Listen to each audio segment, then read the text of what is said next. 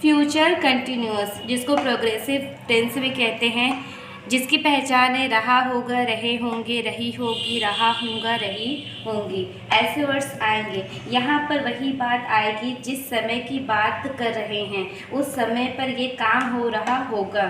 Suppose करें आपके पापा आते हैं और आपसे यही पूछते हैं कि कल 8 बजे यानी कि आने वाला कल है, तुम क्या कर रहे होगे।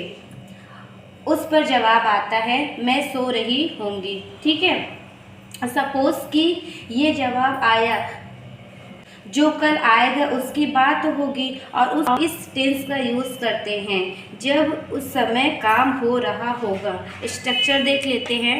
Subject plus will be plus V1 plus ING plus object. तो यहाँ पर आपने विल बी का यूज़ देखा। विल शैल इसके पहले यानी कि फ्यूचर इंडेफिनिट में यूज़ होगा। अब फ्यूचर कंटिन्यूअस में आप बी का भी यूज़ करेंगे। यहाँ मैंने शैल इसलिए नहीं लिखा है क्योंकि जैसा कि मैंने कहा कि आप सभी सब्जेक्ट के साथ विल का यूज़ कर सकते हैं। शैल मॉडल वर्ब में ज़्यादा यूज़ होता है। यहाँ पर आप विल के साथ समझ लीजिए subject plus will be plus VI plus ING plus object, जैसे लर्निंग, डांसिंग, इस तरीके से आते हैं। एग्जाम्पल देखते हैं। मीरा विल बी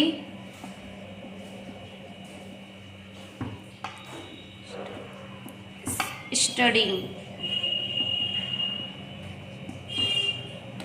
तुम होमवर्क कर रहे होगे। तुम का यू विल बी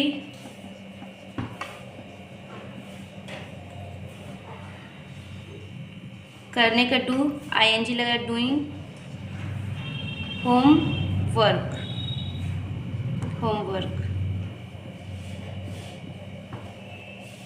मैं सो रही होंगी। I will be sleeping।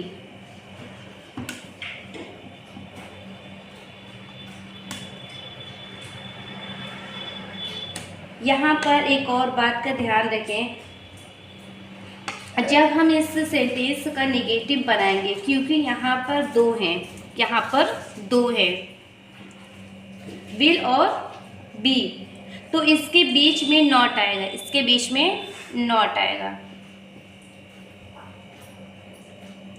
अगर हमें बोलना है मीरा नहीं पढ़ रही होगी,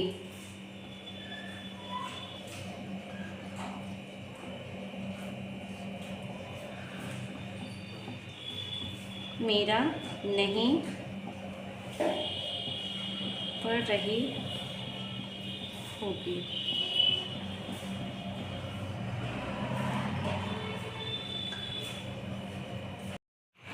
इसका नेगेटिव देख लेते हैं। मीरा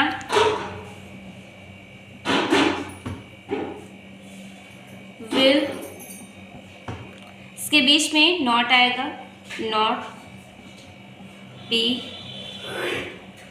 स्टडिंग।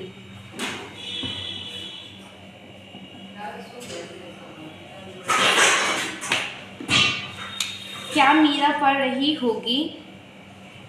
इंट्रोगेटिव देख लेते हैं।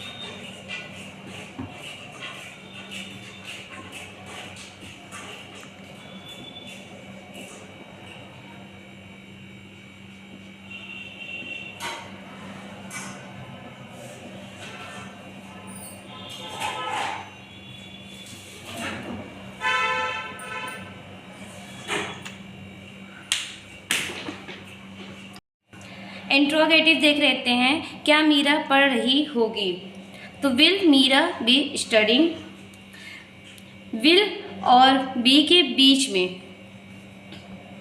में आएगा, जो भी आएगा, ठीक है। अगर क्वेश्चन है तो विल पहले आ जाएगा, यही रहेगा, और नेगेटिव है तो विल और बी के बीच में। जबकि ऐसे दो वर्ड्स आते हैं तो ऐसे 2 वर्ड्स आते हैं तो नॉट उसके बीच में आता है। नेगेटिव में आएगा तो नॉट उसके बीच में आएगा। ये ऐसे 2 वर्ड्स आते हैं नेगेटिव तो नॉट उसके बीच में आएगा। और इंट्रोगेटिव में आता है तो विल वी के बीच में सब्जेक्ट आएगा।